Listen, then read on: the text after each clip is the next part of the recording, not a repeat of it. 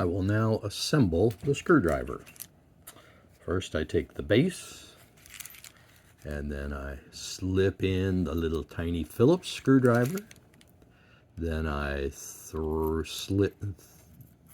there's no threading. I slip on the little blade screwdriver.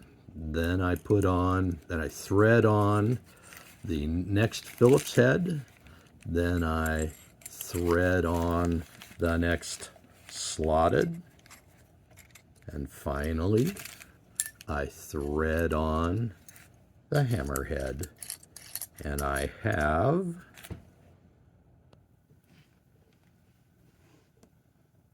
a tack hammer.